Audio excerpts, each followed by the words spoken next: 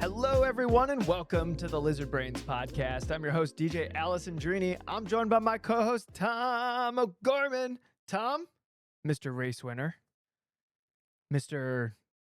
Ginetta driving extraordinaire. How you doing? I'm good. I am late tired. I bet we're recording I'm this on a very Monday. late tired. Yeah, we're Yeah, getting it's full. Monday. We usually record on Wednesdays, but we raced. We're gonna get all into it, but we raced for 14 hours this weekend, and I drove almost 7 of it. Dang, that's a lot of driving. You feel good? I feel good. I feel sore in places that are not usual for driving cars, but I think it's because it was like a little bit of a different type of car. You know? Okay. How's your neck feeling? Neck is great. Lower back is very sore. Okay. Where else? Let me flex everywhere. And I think I'm just a little tired. My core is a little tired. Okay. Tom's doing like a body check right now. He's like, it's like when you you like navigate through all the menus in your BMW and then you like ask it to check itself and it's like doing the thing. That's what Tom just did. Yeah, I did a little internal oil check. Yeah, exactly. Yep. Yeah, it's mostly my lower back and my soul. Not my core, my soul, you know. My heart is a little tired. Yeah, it's tired from all that excitement and my being. Yeah. Tom, I don't know how you freaking do it, dude. Like I tuned in because the Discord was pretty hyped that you were driving and there's like a live stream and they followed you for like most of a lap and it was like your fast quality lap, which is like cool that they caught that. Like that's kind of that's not necessarily 100% on purpose from them. Like it just happened to line up where they're catching like your like fast quality lap. And dude, I just always enjoy watching you just out there driving a car, Tom, because I'm telling you, like the way the car's gliding around, you just know it's a well executed lap. Like you could just see it from the outside, and it's just a joy to watch. And sure enough, yeah, you like kind of crushed everyone by like a second over the whole field. But this is the part that I want to say is, well, at least I didn't watch the entire quali. I just watched when you did the lap. Did they catch up to you? They did. I was on pole by a little under 3/10. Okay, all right. So maybe Tom didn't absolutely crush everyone, but yeah, don't let the facts get in the way of a good story. Yeah, I was amazing. Yes, obviously. So,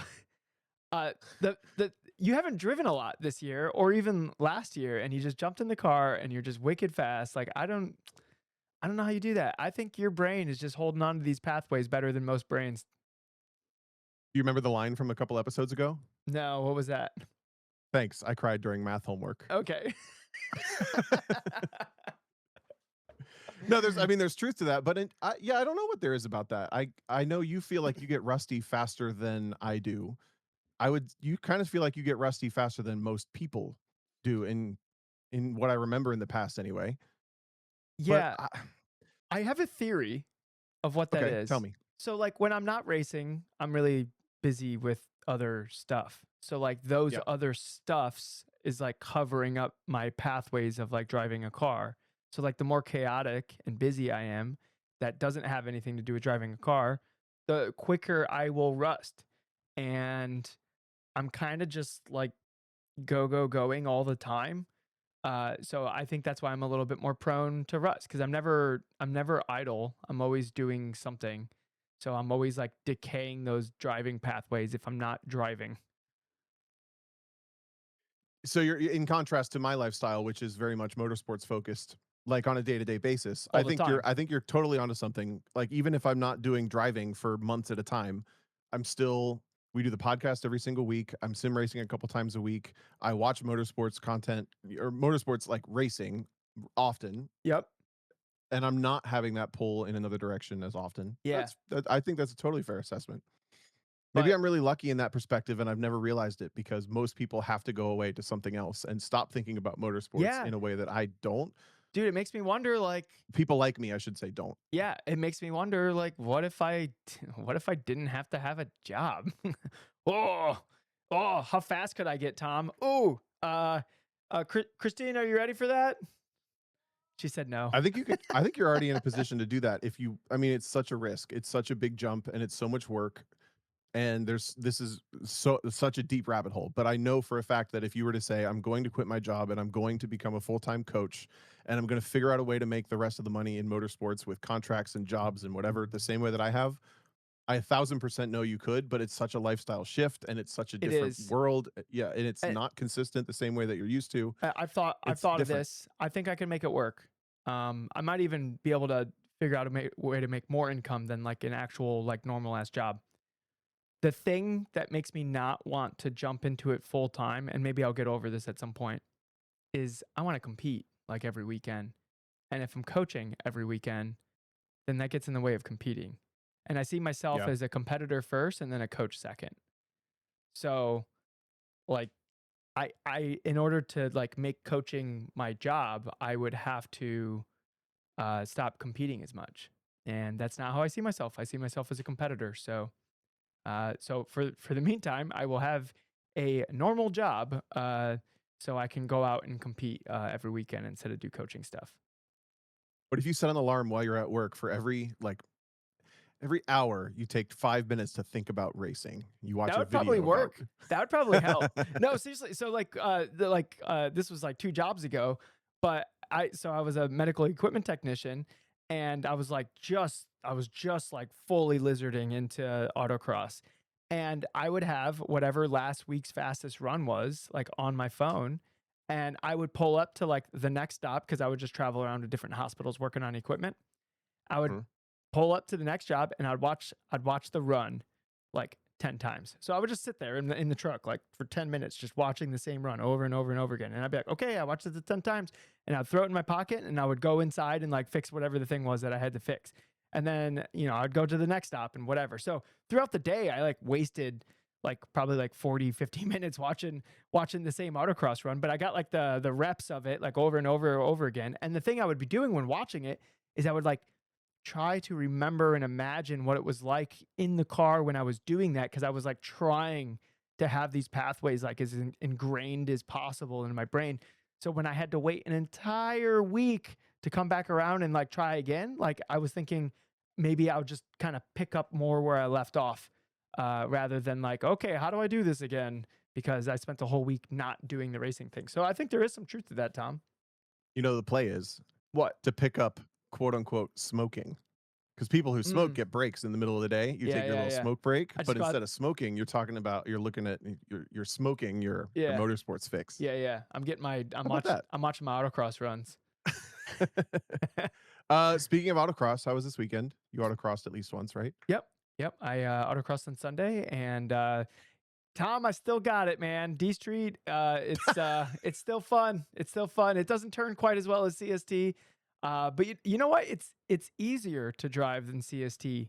The D Street car just feels so friendly compared to CST for whatever reason. Maybe That's a crazy take because my only experience with D Street cars is they were one of the most difficult autocross cars I've ever driven. hmm, And I it's did not like them, maybe which I makes me not that excited about driving this CST car in a couple weeks. Oh my God. get What do ready, you mean? Tom. Put more words to this. What do you mean? It's so like the district car, like it like it's like a little bit more slidey and it my computer just dinged at me. It's like the D Street car is a little bit more slidey. It's a little bit more active, like as like the way it acts on the surface. But it feels all very like I can induce it with consistency. But Mm. the CST car doesn't feel like. Sometimes it does. Sometimes it really doesn't. If we're still figuring that out. Peter's getting like a full corner balance and a bunch of like maintenance items and stuff before Grissom this weekend. So I'm excited about that. Can't wait to drive the car and kind of see what it does with an actual corner balance on it and then some other stuff that we're doing to play with the setup. So Tom, I promise you'll have a halfway decent car to drive by Finger Lakes. It felt No, pretty I'm good sure at it'll be super Bristol. fun. It felt pretty good at Bristol. Like it was pretty there's like a couple complaints. Like I think the diff is locking too hard, so we're gonna put more friction modifier in it. And when we do that, I think we can actually lower the rear a little bit more. And then like I think the car will be like money. But anyways, Nice. what was I What about the bump stops? no bump stops. You don't put bump stops in SD cars unless you're going on a racetrack. How do you tune it? How do you know how to make it go around a You corner? got these things, they're like these big metal cylindrical objects and they kind of like curl on each other like a Guys, I spring. got him. Yep. I got him. He's going right now. I got him. You didn't get me. I'm not. I'm sorry. You never had your car. You never had me. uh, Amazing. but Yeah, I felt like I can induce behavior more consistently in a D Street car than in the CST car. And maybe I'm just like still coming up to speed on the CST car, or like trying to like find that like that little nuance. But I just think that the windows of where the car like how to get the car in specific states with the D Street car is like just larger, except on entry. On entry, it Sure. doesn't do anything you want it to do, but on exit, it does all the things that you would expect it to do. The CST car on entry like actually turns, so which is nice. Right, right. Well, nice. Glad you got that Yeah. You got that little taste this weekend. I did, yeah. You you were driving, and as I alluded in the intro, a Ginetta at Road America. Come on. How did it feel out there? It was so fun. All right, so I'm gonna do a full review of Zenith Racing Series, which this is my first weekend with, and I feel like is a lot of people are Zenith curious. A lot of people are.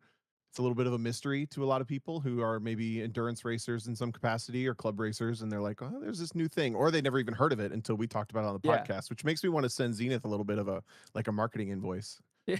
Like we talked about you on the podcast. Here's a $100 Yeah, invoice or something. I don't know.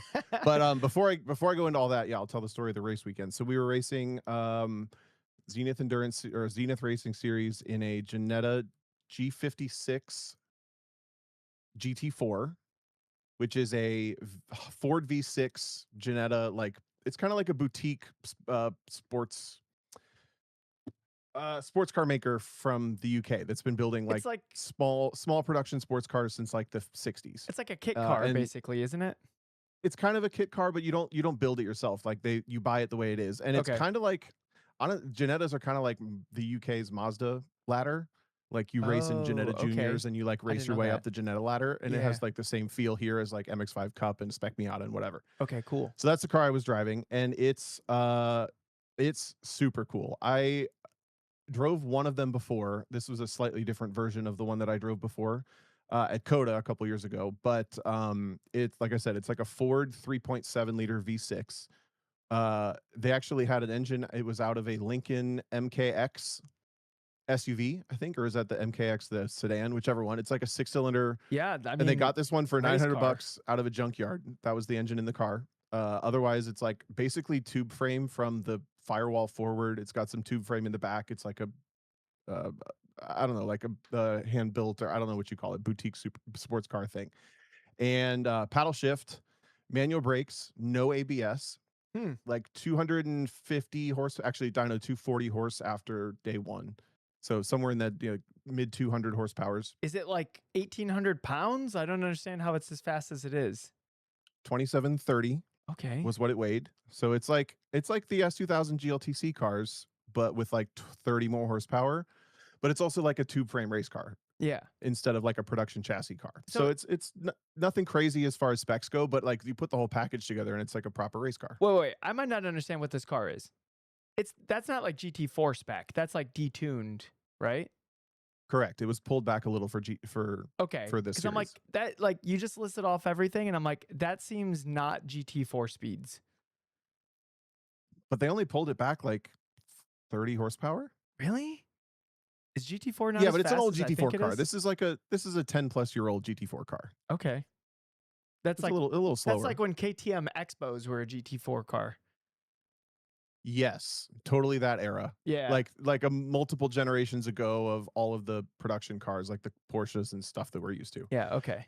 So ultimately, like all of that comes together. It feels more like a Formula car slash sports racer than a production chassis car. Okay. So the steering wheel, I swear the steering wheel must have been like 250 mil. It was like a tiny little like video game steering wheel, Yeah. like, and it's just a Formula style wheel. Look at you with It is. your Logitech experience coming in, Tom. Yeah, right. Good thing I got this sim rig. Now I know the size of wheels. Um, okay, so 3 pedals, like I said, manual brakes, no ABS. Um, it's not hard to drive, but it's interesting in the sense that like cruising around in it is not possible. Like you have to be on top of it. You have to be like obviously the no ABS was difficult, especially in endurance racing, or for longer stints. But overall, it feels more like if anybody ever gets a chance to even autocross something like an F600, an F mod car, a C mod like a Formula Ford, any of these mod cars, or like a really, really stripped production chassis car Yeah, that's like lots of changes to it. Like Dave Montgomery's 914 is a perfect example. It shifts from this like production chassis style feel, like a road car feel, to this like other thing where everything's much more visceral direct. and direct, and Yep. yeah, they're like finer movements, smaller movements for sure, less weight transfer. They kind of like skitter across the surface in a way rather than Mhm. like Yep. roll and dig into the surface. So there's like all of these sensations going on rather than a normal like sports car in this car, which was super fun. So the format for the weekend: Friday was practice, Saturday, Sunday was a 7-hour race each. They're scored independently. So we go, it's me. There we actually have two cars. The other one's a V8 and it's in the faster class. Um, and each of the car owners, Clark owns the V8 and Anthony owns the V6 that we're driving, are both entered in both cars. And then we have another guy, John Swift, who's from Florida, who was driving with us this weekend. So the four of us are entered in both cars, but the plan is for like John and I to mostly drive the V6 one, and then Clark and Anthony to mostly drive the V8 one. But the V8 one was acting up all weekend long, so we kind of like rotated us between the cars a little bit. So we get into practice. It's interesting how Zenith does it. They break it out by like there's two faster classes and two slower classes, and you each get 20-minute sessions to start the weekend off, like 3 each, Just and you practice. just get to go out for practice, like not Okay. nothing, no like pressure or scoring or anything. So it starts a little different than WRL, which is like almost straight into qualifying in a way on Friday. Then in the afternoon, they do a 3-hour open session for all the classes, and you can just come and go from the track as long as you want. Then at the very end, they do another, I think it's 20-minute, it might be 15, qualifying session for each class individually. So across the day, you go from practice to like full race group practice to qualifying. And I got one stint in the practice, and then we ended up I drove a bunch in the 3-hour practice, just like scuffing in tires, because this team found that with the Bridgestone 71RZ, which is what we were running, that if they don't scuff them in and then like let them cure overnight, they grain really bad on these cars, and then the cars drive like shit for like the first hour of the race the Oh, next day. gotcha. What tire was this? The Bridgestone 71RZ. Oh, okay. Interesting. So Yeah, I was surprised by that too, but they said if they scuff them, like bring them up to temp once and then bring them down just like 5 laps basically. And it doesn't do it, but if you just start on a fresh set of stickers and you start the 7-hour race, the first like hour is junk. yeah. I don't know. I obviously didn't try it on stickers because they had me scuff everything in. So But I actually had an interesting conversation from somebody that works at Bridgestone at Bristol, because I was like, uh-huh. hey, what's the, because they don't test for autocross, and they hardly even probably test for like Well, racetrack stuff. Bridgestone US has nothing to do with the development of the tire. They Exactly. get the product from So Japan and they what have I to sell it. yeah, what I was hearing is that like the asphalt in Japan is like wildly different than the asphalt over here, and tires like act differently on different asphalt. So it's just like circumstance that like that it's actually like a good fast tire here that has like good wear characteristics, right? Like that's like it's like, Yeah. oh yeah, cool. I'm glad it worked out over here, but it was never like tested for over here. So like in terms of how we use tires, which like it's a car. Like it's not that different, but like any kind of autocross scenario or whatever, like the only information we're gonna have is like the anecdotal information. So I cornered one of the Bridgestone people and was asking them about it. And Hey, hey you with the hat. Um don't move. and I was like asking like, hey, what do you like? Because I'm sure you're having conversations all the time. Like, what are you hearing? And basically, the first couple runs, perfectly fine. They're perfectly on pace. Then they settle into like a not great period that lasts like 20 to 30 runs, depending on the car and the heat cycles and all that stuff. And then they get back to good again. And then they're like great until like a bunch of varying number of runs. Cause it, like I said, it's anecdotal information. It's like some people are finding them to be good, like well over 100. Some people are like, oh, after 80, they're not that great. Like people are like finding different stuff, and it's kind of all over the place. Like if it was a scatter plot, but what was consistent, it was like the 20 to 30 run area is where they come back. So they have like a slouch period, and then they come back at like that 20 to 30 run area. And I Hmm. don't know if that has to do with the wear or the heat cycles or whatever. But the Bridgestone person thinks it has more to do with the heat cycles than the actual like tread depth. So yeah, interesting little like dump of information that. But he also stressed that it's all anecdotal, and we're still figuring out how the tire works and what works and what doesn't. So we'll just have to learn more with time. But that's kind of how we learn, is like we compare information and compare notes with other people and try to understand the one of the more dominant tires in like the space at the moment, currently. So, and Right. at some point in the future, another tire will come out and we'll all be comparing notes, trying to figure out how to extract maximum performance out of that thing too. So Yep. Yeah. It's so I struggle to even truly believe any of the stuff that anybody tests on tires until because it's so dependent on it what is, your own yeah. thing is. So anyway, so they found that. So I got one of the practice sessions early in the day, and then I spent most of that 3 hour window cycling tires. Which unfortunately I think we misprioritized slightly because the guy that was running with us, John, got very little driving time on the test day because we were spending time like prepping for the race day, Yeah, it makes sense. doing things like that. And he probably should have done the scuffing. Like, it's not like you have to do anything special, but either way, that's how we did it. So I was in the car for like a lot of the practice day too. And then I did qualifying for the next day, which means I also had to start the first race. And I kind of just sort of repeated a very similar lap time all day Yeah. because the track got hotter. It got significantly hotter on Friday, from like low 60s to upper 80s in the air. And then yeah, so we caught that on, you saw that in qualifying. Yep. We were on pole by 3/10 over an E92 BMW or an E90 BMW with an LS3 in it that was like way faster in a straight line and slower on the straights, but it's all power to weight. So we were in there are four classes. Um, there's the prototype class, but it's still a power to weight ratio based on prototypes. Is And it then like there's, average? Is it average power to weight? I don't know. I don't know.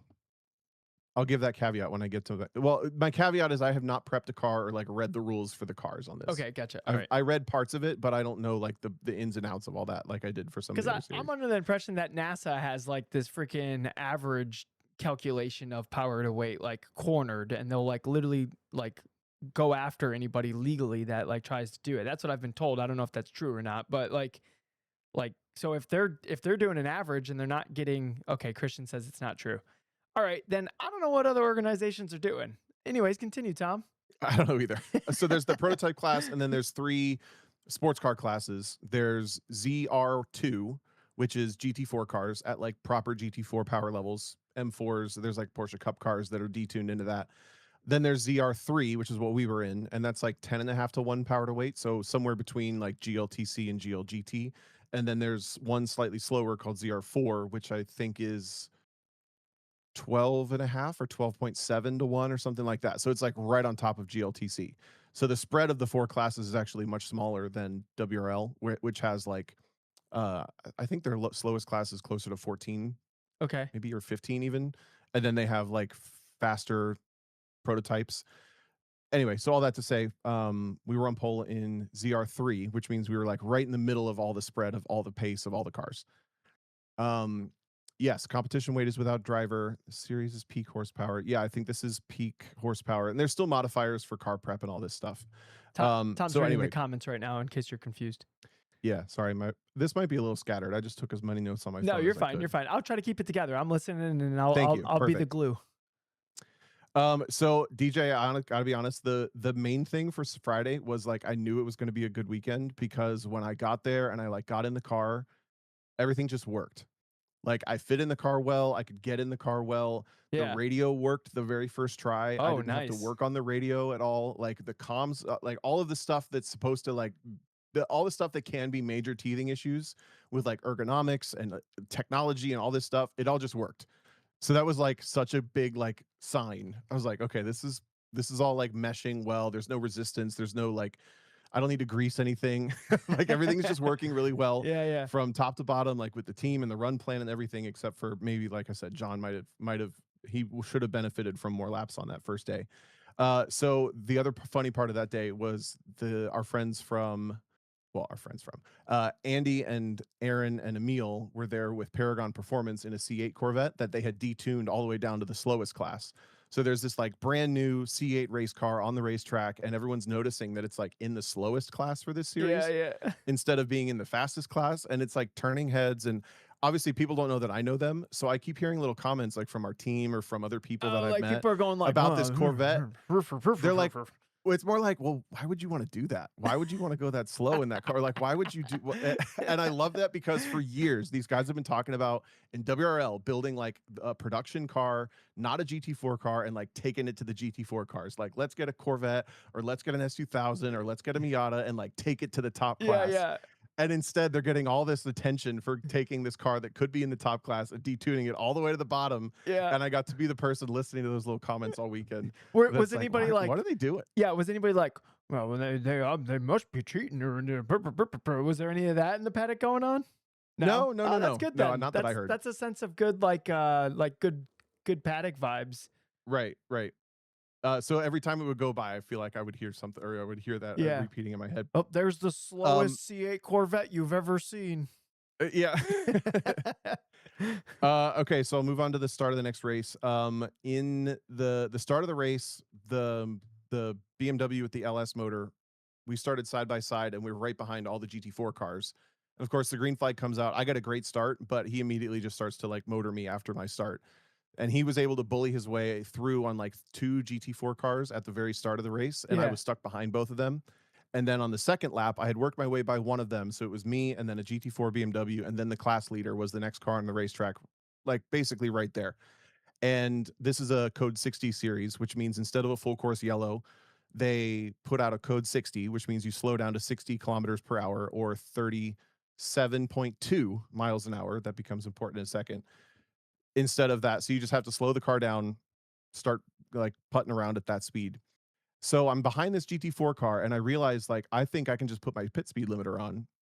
But as the code 60 is going on for what ended up being almost 4 laps, the That's a long race time. leader in my class was clearly going faster than I was, enough that by the time it had gone for like almost 20 minutes of code 60, I couldn't even see them anymore. I caught out of the car, and I found out the deficit. It was almost 20 seconds that this car pulled on me in the first In the code 60 during like a full course yellow, basically. during a quote unquote full course yellow, like Yeah. field neutralized scenario, because I found out later and kind of like started to think about the circumstances. I was on the pit speed limiter, which we had set conservatively to like 34.5 miles an hour. And 60 kilometers an hour is 37.2. And then there's the wiggle room within whatever the series enforces. So I guarantee you that BMW, they didn't get in trouble or anything. They didn't really do anything wrong. I guarantee you they were like right between like 37 and 38, 37, 38, 37, 38, maybe even like 39 every once in a while. Yeah. And I'm doing like 34. And actually the BMW in front of me, the faster class car, was also doing like 34 most of the time. So he and I are both just like losing gap to this person that's leading our class, and then they're just gone. Yeah. So And I never saw that laps. car again the entire stint. And within the first 30 minutes of the race, I have a 20-second deficit, and I did literally nothing wrong but like do a start and then a yellow flag. Womp womp. So Womp. you said it was 4 laps. So that's at like 35 miles an hour or whatever. 4 laps. That's like, what is it? Like a 4 point. What is 4.01 or something like that. Yeah, It's just over 4. So it's just over 4 for the length of Road America. And it's 4 laps. Like, what is that? Like freaking like 5 minutes each lap? Like, or no, it'd be probably more like 8 minutes each lap, right? So like you were Right about 5, yeah. 5? Okay. So yeah, you had 20 minutes of, think about it, 5 miles an hour faster. Imagine somebody running for 20 minutes and how much farther in front of them they would be in front of you. Right. For 20 minutes. That's like that's a long distance. Right. So as soon as I realized it, I didn't even think about it much, because the first code 60, like you just kind of like, I'm sitting on the pit speed limiter, farting along, and all of a sudden I like kind of noticed that the car that's leading the class is like way up the road. And then by the time it's over, they're like gone. I can't even see them. Like, I can't use this pit speed limiter under code 35 or code 60 anymore. Like I gotta use my brain and my right foot and like keep it at 37 miles an hour and like maybe let it pop to 38 every once in a while, because otherwise I'm gonna lose like gobs of time under this code 60 thing. Does the Ginetta have like a digital dash or like Mhm. a aim or something where you could have like an accurate speed? Yeah, it had a Okay. Motec main dash, then it had a rear view camera just to the right of that, then it had a aim solo just to the right of that, and there was something else. Oh, the Flagtronics. They don't actually use Flagtronics, but I forget what it's called, but it's a even bigger screen, a higher res screen, and it has like really nice text on it. Okay. So I'll get more into that with my series review, but there were like 4 screens on the car, and that was what they all did. Yep. So after that, I did my whole first stint. It was 2 stints. So I did like almost a little over 2 hours for the start of that race, and basically held like right within that 20-second mark to them. And then John got in. He did a double stint. Other than my little other than my 20 seconds that I lost under code 60, I had 2 brake lockups where I went wide with no ABS. What I found was that it was really, really difficult to be around other cars and be confident. I didn't even think about this in the past, but when you're endurance racing like this, you spend most of your passes are like on entry with the ABS as your safety net to like make the corner if the person doesn't realize that you're trying to pass them. Yeah. You know what I'm talking about? So Yeah. in this car, like not having the ABS as a safety net to make sure that I make the corner if they don't embrace what I'm trying to do, Yeah, yeah. then I'm Especially like in their door. especially if your car's kind of like slower in a straight line. That's like, Exactly. yeah, you're never just gonna get a better run out of the corner and then just like motor on by them. Right. So I Yeah. realized we were in like the worst case scenario for an endurance race, but whatever. All that to say, I had 2 mistakes with brake lockups that put me wide at turn 5 and turn 8, one each. And it's like go wide a little off and then pull right back on. You lose like 2 seconds each time you do that. So then John gets in. John's stint is pretty good. He's like maybe 2 to 3 seconds a lap off of my average pace. So he's right within the window. He had one spin that lost him like 25, 30 seconds ish at Canada Corner, and then he resumed. Then the car owner, Anthony, got in. And by the end of the race, we were 2 laps down from the race leader. 1 lap down from the race leader. And we were coming on and off the lead lap, like as our pit cycles kind of ebbed and flowed. Yeah. Then all of a sudden, that car is leaving the pit lane and it like sputters to a stop and it's broken and it's retired from the race. And now we're the race leaders. The other car broke and we inherited the race lead and we It's ended up winning that race. it was all that speeding on full course yellow. Yeah, right. That's fun. Okay, nice. So I'll say we had like a pretty strong day. We Yeah, lost like I could justify where we lost the time other than like just lap by lap pace and like whatever the car was and stuff. Like you look at and we're like, okay, if we repeat that tomorrow, like that's a pretty good run. The yeah. pit stops were amazing. I didn't even see this team do practice. They just like They they just were locked they're in. just they just know. Ready to go. Yeah. Yeah. This series is fast as you can do a pit stop Okay. is as fast as you can go. So All it's right. like So there's an no intensity time to it. limits. Yeah, there's an Yes. intensity to it. Yeah. And well, I won't go into that yet. So that was day 1. We ended up winning day 1. By we had a 2 lap deficit or a 2 lap advantage to the next car. So we won by quite a bit, but we were basically in a position to finish second until this other car broke.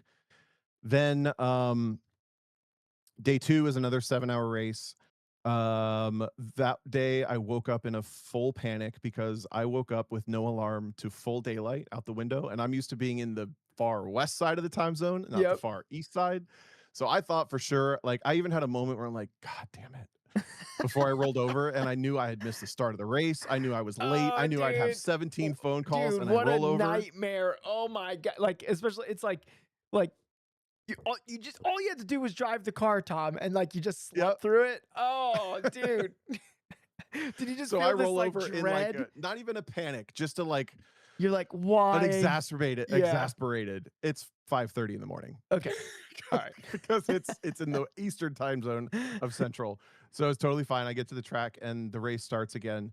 And this one went to shit basically right away. So part of the problem with these like I keep calling them boutique sports cars. They're like super low production, just kind of like parts bin sports cars. They're kind of a dime a dozen if you really know motorsport stuff that they're cobbled together in a way that's like you kind of have to have your hands on them constantly, the way that like a street car wouldn't. All that to say, the bodywork ended up being like a complete pain in the ass because one of the splitter mounts broke and that created enough vibration to start to vibrate the entire front splitter, bumper, and hood assembly apart to the point that it's buffeting at 120 miles an hour plus Yeah. so badly that I got a meatball flag. Like I knew it was bad in the car, and I'm trying to like manage the speed a little bit, but they're like, you're getting a penalty. You're gonna have to bring it in this time. Oh no. And they were trying to figure out like how bad is it? Do we need to pit now? So we obviously pit, and they try to go at it with tape. I go right back out. The tape immediately blows off the car and it starts buffeting again, and it shears both hood pins on the back of the hood. So the Oh. whole hood like pops up, and that happens going into the kink. So I turn into the kink at like 120-ish miles an hour, and the right front, like the passenger side of the hood, blows up, and I can see the hood pin hanging, and then it's like kind of What flopping. a nightmare. You're like, not like this, not like this. You're right. And at this point, I've already been through the pit lane twice. I'm at the point in my motorsports career, like you've been through the pit lane twice in the first 20 minutes of an endurance race. You're done. Just pack it up and leave. You're not winning. You're done. Like you lost. You've already lost 2 laps, whatever. So anyway, I come through they try to rethread the hood pins. I go back out with more tape. The hood pins fixed. It blows up again right away. The hood, like it breaks the hood pins again. So their solution for my first stint was to grab a ratchet strap after drilling a hole through the wood splitter. They put the hook of the ratchet strap through on the splitter, and then they run it across the hood like a racing stripe directly up towards the cockpit. They strap it to the firewall basically, and like ratchet strap the car to itself to try to get it to stay together. And I go back out, and it was the most like put together the car felt all weekend. It was composed. All the buffeting and vibrations were gone. It was like super stable. Dude. But then the problem became the hook was like in front of the splitter. So every time I would brake, I would drag the hook on the ground, and I nearly ground through the entire hook. Yeah, you need the hooks. You got to conserve the hooks during your hot lapping, Tom. Yeah, like what are we doing? So then on the second pit stop, when I get out of the car, they spend more time. They drill 2 more holes. It's in the thumbnail of the video, I think, and I sent pictures in Discord of 2 ratchet straps, one on each corner of the front, running straight up to the middle of the cockpit of the car, and that's how we raced the rest of the day with 2 ratchet straps on the outside of the car. And it was the fastest the car ever was, because these cars are they're so aero dependent for what they are, even though they're slow GT cars. They're like really pitch sensitive. They're really, you know what my like favorite, if the splitter bottoms out in the front, it stalls the rear splitter or the rear spoiler in the back. No, what's the thing on the back called? Wing. Diffuser. It stalls the rear diffuser underneath the car. My favorite thing about this picture, and the people listen to the audio podcast, sorry. My favorite thing about this picture is how you can, like, you just told the whole story. I have like the tape and the this and the that and whatever. And you just see like the failure that the tape was, because the tape is just discombobulated on the front of this car. It's like you could tell there was an attempt. Like an attempt was made with the tape, and that attempt viciously failed because that tape is everywhere and flaps in all sorts of different directions. And then you have these like Home Depot orange ratchet straps like from each corner of the splitter, and it meets to like the center of the windshield. I don't even know what it's like hooked to. But like, I think it's like at the very end of the ratchet straps too. Or did they cut off like the remaining on the other side of the, okay, they cut it off. Okay. All right. Yeah. Dude. Yeah, they cut it off. Dude, this team sounds awesome. They're really cool. I've worked with a lot of different teams, and a lot of the pro-ish teams have a certain thing to them. Like they wouldn't do this in a way, and this team isn't quite like that. Anyway, so I was watching them from the cockpit trying to do this tape for the first, I think I came to the pit lane 3 times. I think maybe 4. But anyway, so I'm watching them take these big sheets of tape and like use rolls and scratch. Like I don't know I can't see what they're doing, and I don't see it until the end of the race. But having seen the picture now at the end of the race, I'm not really sure what their intention was with the tape. I'm not sure what they were going for. Well, they probably it does look like a 5-year-old took Band-Aids and stuck it all over themselves. There's no way the tape, but they probably didn't realize how bad it was, right? Because all they know is what they heard on the radio, right? Yeah. And all you know is what you see in the car. So like, yeah. So obviously it was worse than like some like I think any kind of like hood flapping, that tape would normally solve it, but it sounds like it was more than just hood flapping, considering like the car was literally shaking apart. So yeah. But man, what is this contraption? I hope you guys got a ton of pictures. Like, did you get like a team picture afterwards with like the straps, like everyone's like arm to arm, and you got like this ratchet strapped race car in the background? I hope so. No, we didn't do a Ah, team photo, but I mean, obviously, a ton of everyone was taking photos because none of us had seen it up close.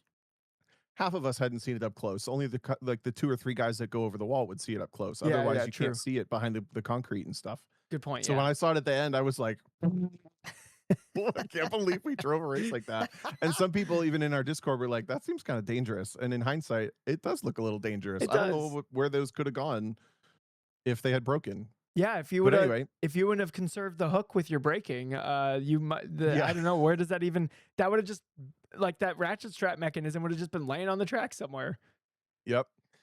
So I start the race off with technically a double stint, but over the time of the car braking and coming in and out of the pit lane and all this, it was like almost 2.5 hours, but it was really only like a stint and a half of green flag, like pushing the car and lapping and not having to minimize speed or going in and out of the pit lane and all this. Then John gets in, and it was significantly hotter on the second day of race, I would say, the second race day. So by I think there was something wrong with the cool shirt, which I don't have a cool shirt, but he did, and he said it was too hot by the end of his first stint, so he wanted someone else to go back in. And the V8 car was running well enough that those other two drivers were like focused on swapping back and forth with that. So the option was for me to get back in. So I get back in for another stint, which turns into another double stint. And I didn't know I was doing another double. So I end up doing like, I think a little over 4 hours of that 7 hour race. And the first of the second stints, so my third stint was fine. It went by really fast. Like some of my quickest laps were in that stint. I felt great. Then I do the pit stop. It was 18 laps. Then I do a pit stop and go back out. And I realize after the pit stop and sitting still and having a chance for my body to like settle into that like stagnant air and then going back out by lap 4 of the next stint, I was done. I was like, I am ready to be out of this car. It's too hot. There's the only air in the car was one NACA duct, which is Oh, like one of those. I don't know how to describe it. It's a NACA duct on the on the window of the car. was it at The least windows scooping don't air go toward down, you?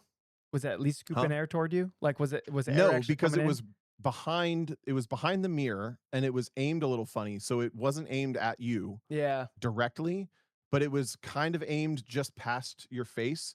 The thing that was nice though is if you're under code 35 and you pop the door open, or code 60, you pop the door open, then it was aimed directly at you. Interesting. But it was so Okay. hot that day that it was just blowing hot air in the car. Oh, So I yeah. actually spent most of that second, meaning my fourth stint, with my hand over it to like stop blowing hot air because That's I could feel my eyes getting like yeah, hot and like I it's felt like there also were fumes all of a sudden. I was just like I was done. I was ready to be yeah, done. yeah, yeah. You sound like me with that Miata that me and Zach Rubin were racing, and we celebrated when it broke at our hotel Yeah. room because we were dreading getting back into it. Yeah. It wasn't that bad, but it was like every lap was a bit of a slog and it went by very slowly. Not to complain or anything, but this is the reality of doing these endurance races. So by the time I was done, it was a 23 lap second stint, my fourth stint of the day, and I was toast. I was like, all right, I'm completely done. But by that time, we only had an hour left in the race. And after all that time, so I drove the first two, John drove. By the time I got out of the car, we were 6 laps down because of all the ins and outs. Then throughout the rest of the race, we ended up coming back to being on the lead lap because with about an hour to go, the race leader who was a lap up on second, third, and us in fourth broke. So then first, second, and us in third were effectively on the same lap, but like almost 2 full laps apart from each other by the time you count like the cycle of lapping and whatever. And we're lapping like 7 to 9 seconds a lap faster than both of the cars in front of us. And the car owner gets in with an hour to go. The leader just broke. Now we're on the lead lap almost, and we've got to run him down. And it all ends in this like we're counting, doing all the math and like figuring Yeah, out if yeah. we've got time. We have to do a splash and go, and the team had to do like the fastest splash and go ever that they possibly could. And we passed for the lead or for second place in turn 8 on the last lap That's pretty for second legit. Come place. on, how So exciting is that? it was as exciting as endurance racing gets. Yeah. So Dang. we were like on a high. We got the team's first win the first day. We got like a last lap pass for a podium on the second day to get into second. It like all went really well, I would say, like in general for all this stuff. Um, the things I learned with the car really were like obviously the ABS and racecraft were was difficult. Like you really do in endurance racing. You go bowling like up the inside of somebody to prove a point. Like as soon as you lay over on somebody and you show that you're like you're a little bit more Reasonable. Like if you're more dominant, people lay over for you, and if you show that you're not able to do that, like they will attack in any way they can, and it's usually on the brakes.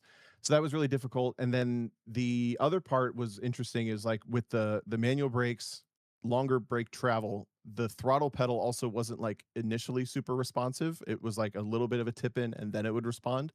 So I spent so much time in the like whatever 8 hours I drove this car this weekend playing with that like crossover point from releasing my left foot off the brake to like tipping into the throttle, but getting when the throttle actually responds to my request just right. Yeah. And like playing with the terrain of where like turn 3 was a perfect example. Turn 3, you're going downhill into then leveling out. And like, where does the car catch? So it's not like loose as soon as it catches the front end and brings the back end around, but it like pulls you through the corner and then you pick up the throttle. Like there was so much fun nuance to driving this car that like my example has been an E46 endurance car like just doesn't have. You're just kind of like cruising around. It does what it does. It's not that easy to make it do anything otherwise. You're managing what the car can't do a lot. Yeah. Whereas this car, like it really did reward like good, proper, like Like race car there was style driving. yeah, there was always a little bit more and you knew where it was. You just had to go get it, which is like those are the most rewarding cars to drive, are they not? Yes, I think you would absolutely love this car. I wish more people got to experience what cars like this feel like. And if you ever get a chance, like I said, if even if you're autocrossing like a Formula Ford or something, that's the flavor that this car has relative to a street car. I'm trying to remember if I had anything else. I got some questions if you want. Yeah, shoot. Yeah, so what was the first time you heard about this Zenith series? Cuz or do you not want to talk about Zenith yet? No, I mean that's basically the rest of my. That's the weekend done. That's my storytelling for the weekend. So we can go into Zenith now. Okay, let's just go into Zenith then. Yep. So what like because I heard about this like sometime last year, I think. And I feel like you hear about series like this and then you just never see it. But this one like actually exists. Yeah. So when did you first hear about it and like what market is it trying to fill that doesn't already exist? I heard about it in I want to say 2024.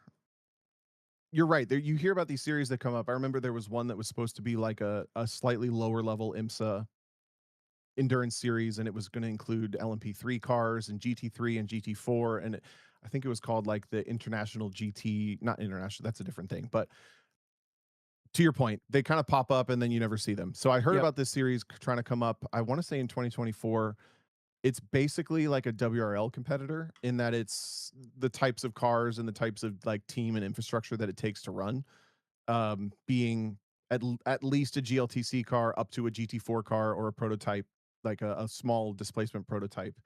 Um, 2 races, you can rent the seats out. Like it's a good series for like a business model type thing, the same way that WRL is. um, I guess I'll start with that. So I don't fully understand. I don't want to do it. There's a whole lot of speculation, I guess, about how it came about. I don't really know all the details, so I don't want to propagate those. But Okay. my understanding is it's either a person or a small number of people who are effectively self-funding the series to get off the ground.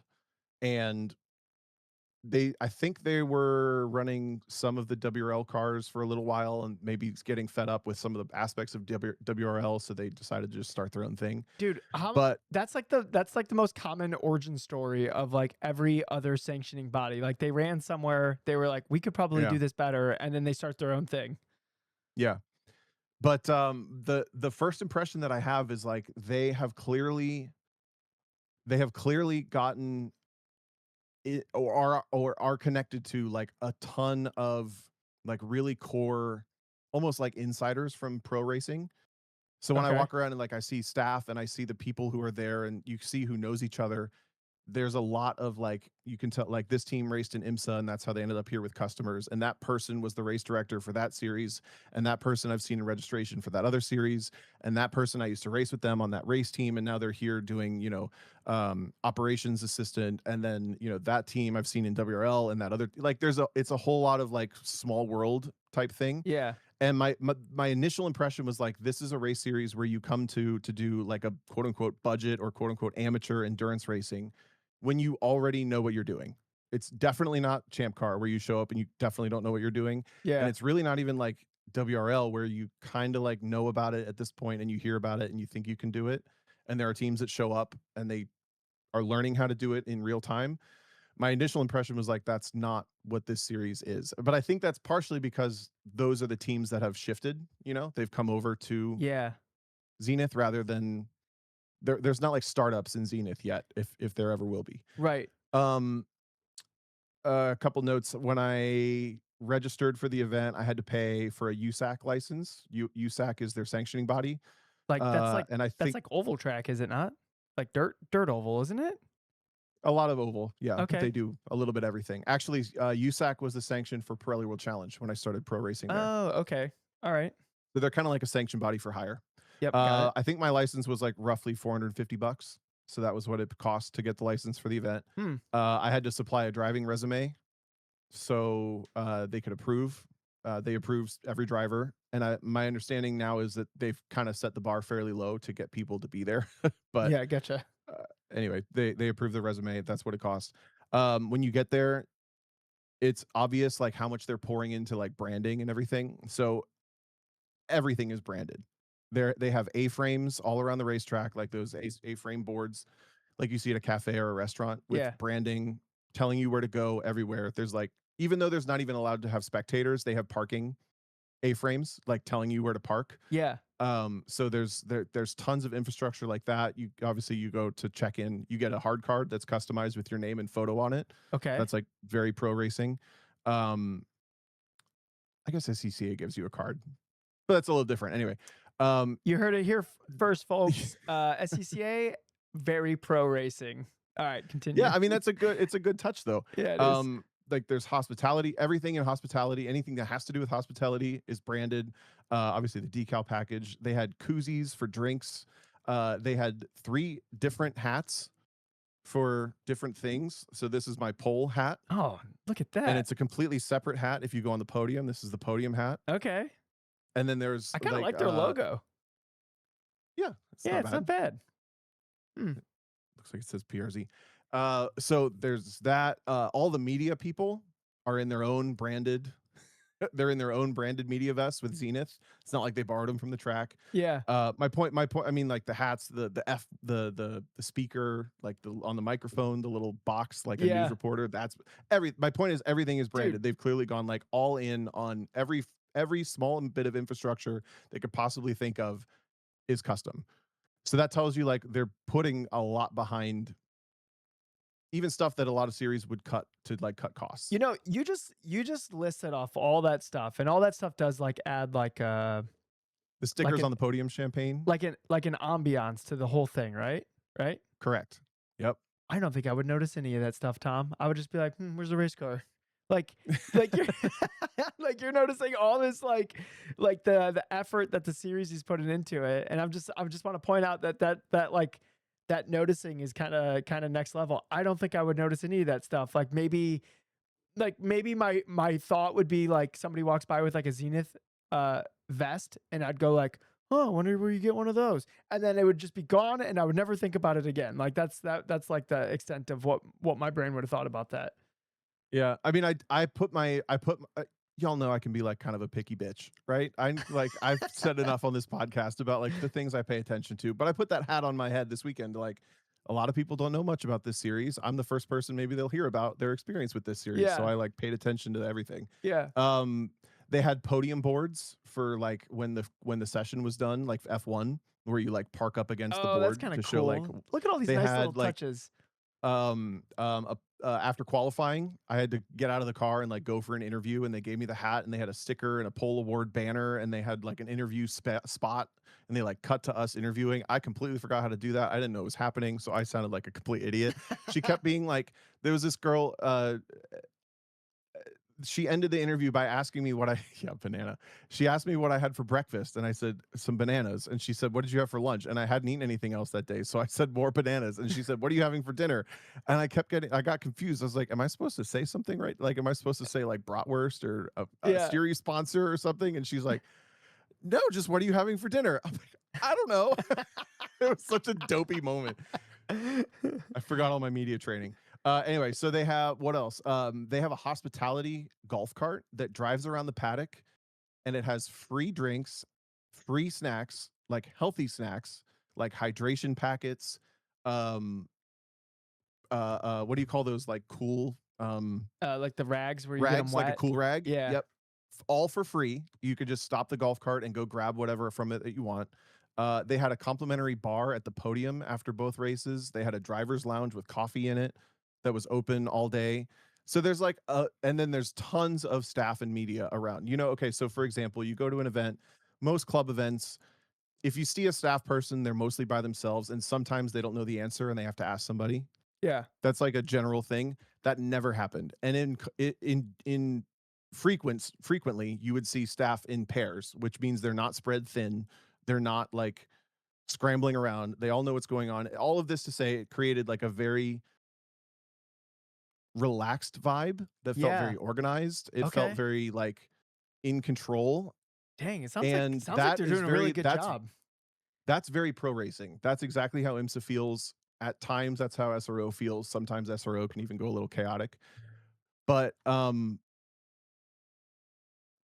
get to what my thoughts on all that. So I'm painting the picture. Like I said, it feels like an endurance race for people who kind of already know what they're doing. You see a lot of motorsports insiders, people who they've been making a living in motorsports for 10, 20 plus years. Do you know about the prize money in this series? I saw people in Discord talking about it. It's like actually a prize pool. Yeah. So the three main classes, the prototype and the top two sports car classes, for a season championship, the winner, the team that wins that championship gets $150,000 cash and a full season of free entries to either the Zenith series for next season or one of the lower IMSA series because they have a partnership with IMSA. And then second place, I think also gets free entries to one or the other and gets 75 grand cash. And third place gets 50 grand cash.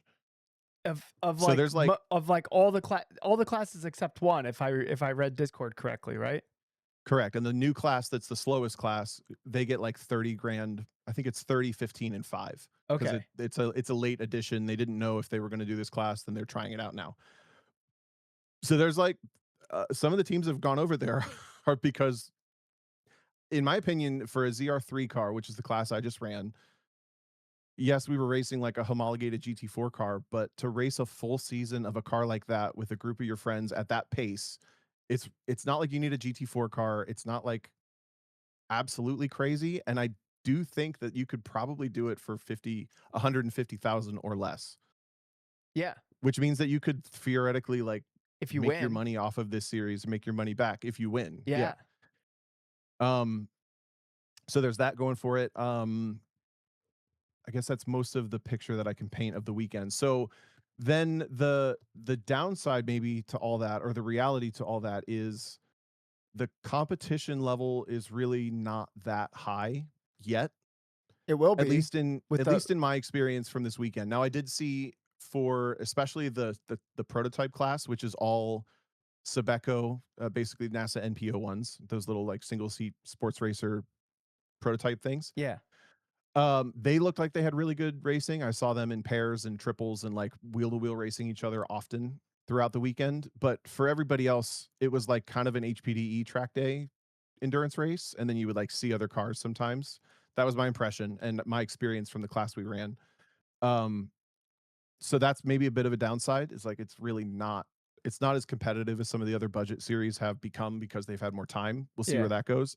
And then also like the quality of driving, I was kind of hoping for a little bit higher for the picture that everything else makes, right? Like that Yeah. very pro racing feel. Oh, I forgot this because it was in my other section of the notes. The drivers meeting, DJ, it was like 7 minutes. It had slides with graphics. They told you exactly what you needed to know for Road America specifically. They covered the things about the series quickly that they said, these are the things you need to know. But this is another thing that I've learned from pro racing is they tell you what you need to know. You're expected to know it. They're super chill about it. And if you mess it up, you just get a penalty. So for example, in the last qualifying session or one of the practice sessions, this GT4 car missed the checkered flag, not once, but twice. And instead of it being like, well, don't do that again, or like, who was driving? Let's talk to them, whatever. 5-minute penalty for the race. Yep. No question. You There you go. just move, like, you're supposed to know that. You didn't do it right. Here's a penalty. We move on. Yeah. That's like a total pro racing energy. Um, so it has this. I'm trying to paint the picture of like this spectrum where it has like a very amateur entry point in a way, but like there's so many pro racing aspects. And then, like I said, all that to say, the driving quality of what I experienced on track was not as high as I had hoped it to be because of how everything else felt. Yeah. So, for example, you would still come across somebody who was maybe they end up side by side somewhere they haven't been before and they panic, or they end up with somebody behind them in a place they're uncomfortable and they panic and they don't know what to do, so they way over slow and they Yeah. like they're over their head. You're Or you're like, somebody in the middle of the second race is throwing out the anchor and going like 70 miles an hour through turn 7, which is a 110-mile-an-hour corner.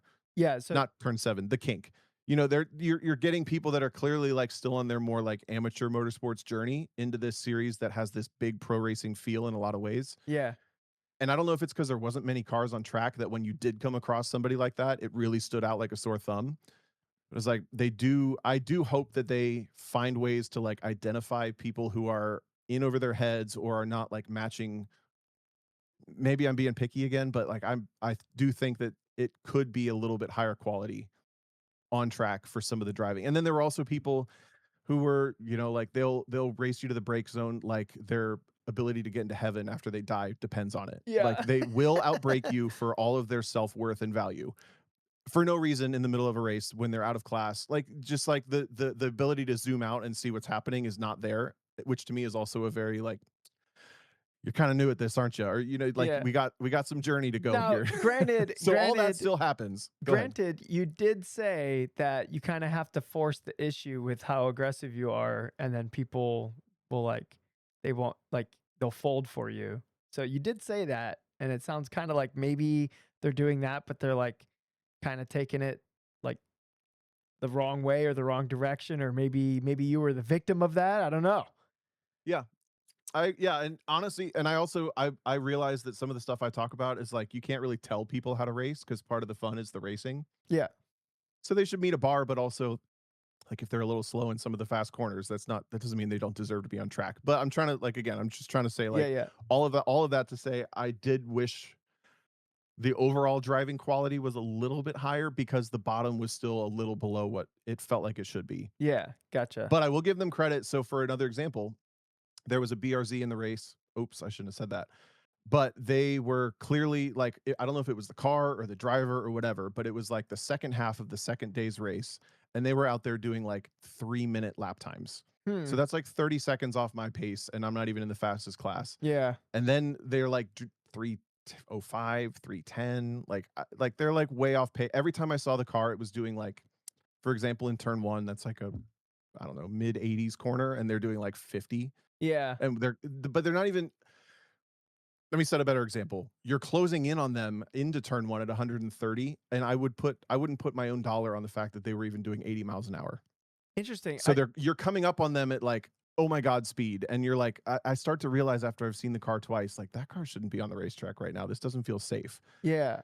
because Were they at least I came up aware? on them with so they were trying to be, but when I came up on them like in a pack of cars, for example, one person at the front of the pack didn't notice how slow they were going, so then they checked up really late, It and I creates a saw bunch that of coming, so I chaos, had already yeah. checked out. It created chaos. Yep. So I that was too many details to say that the series radioed over the full thing that that car needs to pit. They got a meatball flag and they had to come off the racetrack, and I didn't see the car after that. Yeah. So they had identified like that car was kind of creating a problem in the same vein that I'm talking about, and they did something about it rather than like not doing something about it Yeah. because oh, just Oh, because they're slow they doesn't mean they're yeah, not a they were problem or whatever. I bet they, like, lost a coil or something, like, going 80 miles an hour or whatever at the end of the front straight, if that's actually what they were doing, like, that car's not doing what it should It's not doing well, properly. and Yes. it was like smoking kind of bad. Yeah, yeah, okay. but Just hang it but up, chief. yeah, but in any other budget series, I've not seen them do that. It's like let them keep driving, let them keep going around. Yeah, I don't know. And this one was like, You're not matching the quality that we need on the racetrack right now, so we're gonna we're gonna pull you off." yeah. And I maybe don't know all the full details, but I do know that they meatball flagged that car after I had thought that car doesn't feel safe to be on the racetrack right now. So maybe they I mean, I talked to someone in the series after the race and they said that they're like there's some teething issues with how to set that tone. Like, why would you black flag a car that's just slow and no other reason? Yeah. You have to have some precedent. You have to have some rules in place. Yep. Yep. So I do feel like that they genuinely did seem to be aware of stuff like that. Maybe they don't 100% know what to do with it yet because they haven't experienced it that much. I think this was like their 5th event ever for the series. Dude, honestly impressive for just putting events together is tough. So Yeah. yeah. When the race was like 20 minutes to go, they had a person walking up and down pit lane telling the teams that were likely to be on the podium, "We need you at the podium by 5 minutes after the checkered flag. The ceremony is going to start." So everybody actually went to the podium. They had like a whole thing done up. Damn. It was very like I said, they had hats, they had Yeah. customized thing.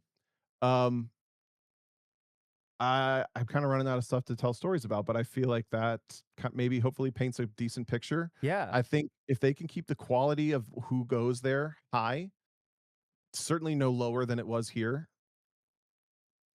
and hopefully higher in general, that the competition level goes up, uh the driving quality stays reasonably high. You don't get shitheads trying to run you off the racetrack or like race you stupid in the middle of an endurance race. Yeah. So Stuff Jacob like that. It's Go ahead. Jacob in the chat said that two MPO ones touched barely, and they both got a 1 lap penalty. So it seems like they're really strict on any kind of car to car contact as well. The fact that both of them got a 1 lap penalty, kind of like, because look, Yep. let's be honest, guys. Look, I know in iRacing you've gotten murdered a million times, and it's always their fault. But most of the time, except when Tom's playing iRacing, uh, Caught out. Damn. it's Called out. it takes two to tango. Like if you're crashing all the time, it's probably also you. Like let's just be honest. So the fact that they penalize both cars to me like shows an indication that there's an understanding that it takes two cars to like have contact most of the time. And they tell you that in the drivers meeting. That was one of the things they went more than a sentence about, was if there's contact between two cars, both cars will be penalized unless beyond I forget how they say it, but unless they can't, yeah, Emil said if they can't identify that one car is 1,000% at fault, they just give both cars a penalty, no Yeah, questions. good. I And like that approach actually. yeah, and from watching them penalize people in for other reasons in practice and stuff, like they're just going to do it, and there's no debate. You get your penalty. They seemed very very quick to throw penalty laps. The other thing I was going to talk about is the tire rules. You can run any tire you want, but you can only change one tire, and that includes slicks. Any 200 treadwear tire, any slick, any Hoosier, any Michelin, any whatever. But you can only change one tire during the race for free, and then every tire you change after that is a 1 lap penalty. So, for example, if you were racing on a set of slicks that needs 2 sets for the race, you can change the first one for free, and then the other 3, that's a 3 lap penalty. So yeah, so a set of Michelins definitely wouldn't last 7 hours, so you wouldn't run that. But Right. they would be very fast though. Maybe not at Road America, but maybe some other track they might. Yeah. Yeah. There was an IMSA team testing their GS car, a GT4 Aston Martin, this weekend. I think they were obviously there just for testing because IMSA goes there this coming weekend Yeah. now.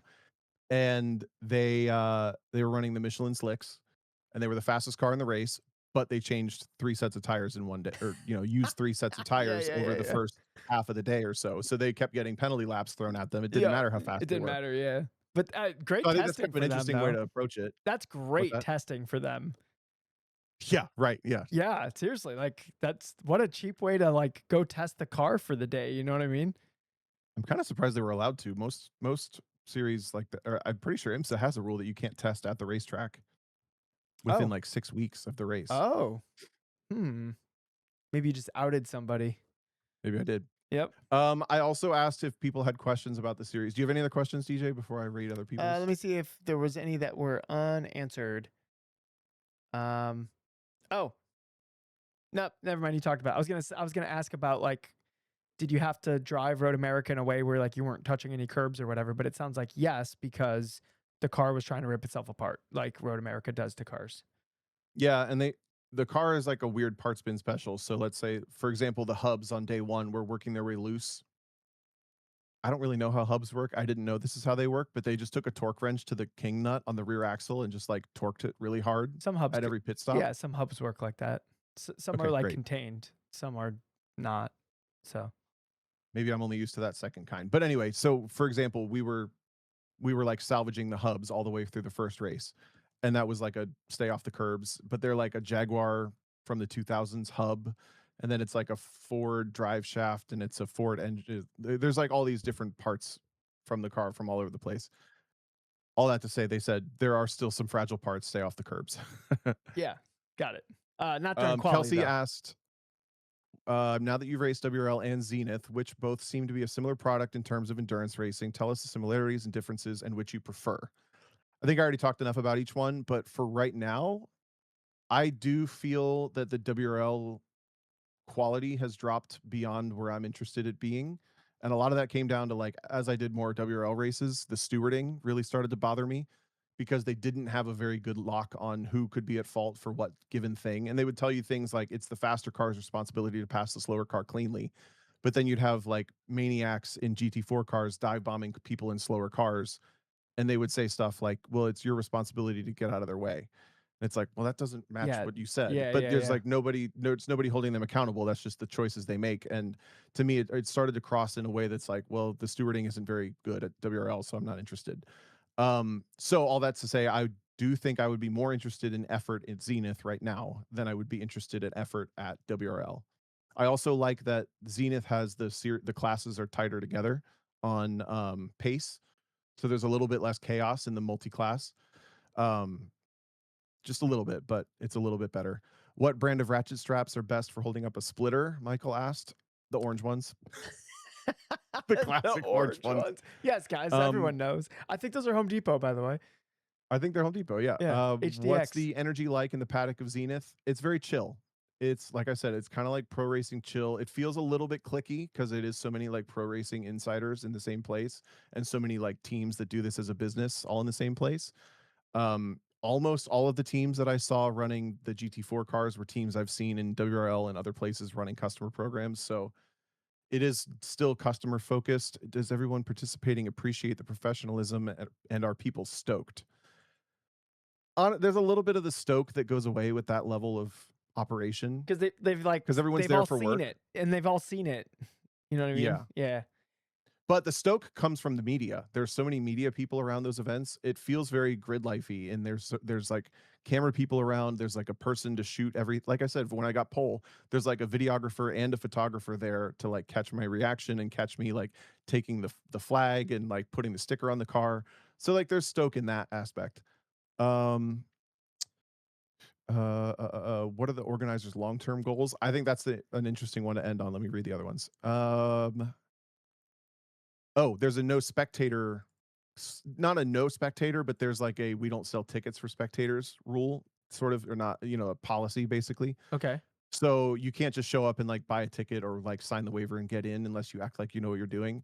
I don't love that. I don't really know why they would have all the media effort and all the stream effort and everything else and not let people I try to be think there. But the reality of events at Road America is there's an autocross on the go-kart track and there's like a car meet happening in this paddock and our endurance race happening. So there were lots of people around anyway. yeah, I think it's a racetrack thing. If you start uh having spectators, the track will charge you more. I remember that being I a think that's thing. true. I remember that being a thing for the Watkins Glen Grid Life weekend, if I'm remembering that correctly. Yep. Okay, so this question about what are the organizers' long-term goals? I think that's very interesting. There's a lot of talk about that at in the paddock at the event because the way the series came about, the amount of funding that's clearly there, the amount of like branding and effort and all this that they're putting forward, and it being like a business for customers. The teams are customers, the drivers are customers. All this, there's everyone's just talking about like how are they doing it, why are they doing it, what's the purpose, what's the goal. So far, even if it's just like one guy or two guys funding everything and they're putting tons and tons and tons of money behind it, I think the idea and the general execution so far of the product is really good. And if it takes a couple people with $1 billion to like make a series and they just create their own playground, Yeah, at the end of the day, they're doing what we always say we would do if we won the lottery. that is Like true. we would make a place for us to race with our friends, or we would Yep. go do like they're kind of doing that.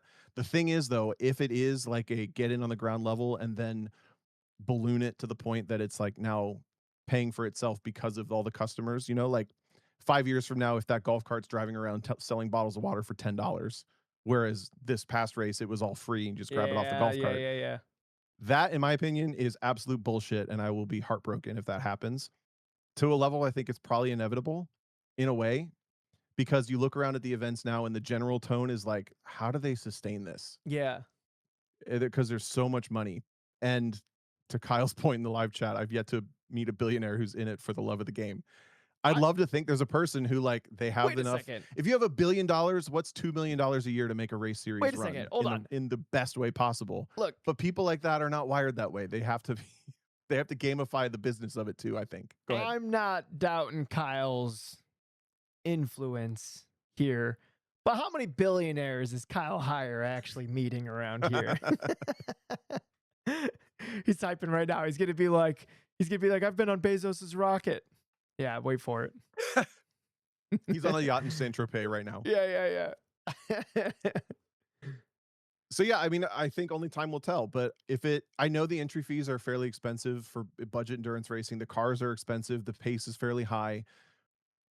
But honestly, like the environment they're creating, they're doing a lot of it, in my opinion, absolutely correctly. And there's still like there's all sorts of stuff that I didn't talk about in detail, but there's like they have live telemetry. I was talking to one of the series people that I know and have worked with in the past who also has worked in IMSA, and they're like the infrastructure and tech that they've put in place for this series is at the level or higher than IMSA in some ways.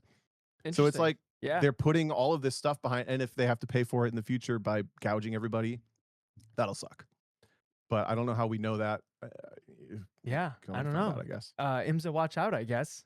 Kind of sounds like they're I mean, I'm sure they have some ambitions. Like Kyle was saying, it's not like I would love it. And look, I would love it if I was a billionaire and then I'm like, I'm going to create something for all my friends. But let's be honest. Like the lizard's going to lizard. I'd probably try to figure out a way for it to be profitable just because that would be the entertaining part of it. If you're money motivated like that. I think if you end up with $1 billion, you're money motivated. So you don't just end up with $1 billion Right. and then go like, you know what? I actually don't care about any of this money. That doesn't happen. Or at least the 2, 3, 5 million it takes out of my. Yeah. But that's just so. If you think of like if you spend $1 million of your $1 billion, you still have $999,999,000,000. I would love to think that there's someone in the world who loves racing enough. They started a series and they're willing to take the L on less than a percentage of whatever their money sitting in whatever else Nah. makes a year, and they let it be so that Nah. we get free hydration packs and drinks at the No. podium. And No. you know, No. You know what we need more, Tom? We need more jets and less healthcare. That's what we need. All right. Should we wrap the show up? I don't know how long I've been talking. Did I just ramble for ever and a half? No, I think I did. no, you're good. You're good. Do you have any closing thoughts on it? No, I enjoyed it. I think I'm going to get to do more this year, I think. And I think it's worth watching. It's worth making an effort to be there if you have the ability, but it really is, like I said, it feels like a series for people who know what they're doing for the most part, operated in a very professional way. And that's not to say pro and like they're good at what they do. It means pro and that the things they prioritize can be like a professional series at times. And yeah, that's where it lands. Sounds cool. I enjoyed it. Yeah, sounds cool. Do you know if you're gonna get to do it again or? I think so. I got Okay, it's tentative.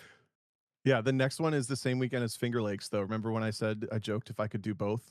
Oh well, dude. Obviously, you take the Zenith race, and Or then I try to do both. because it's at Watkins Glen.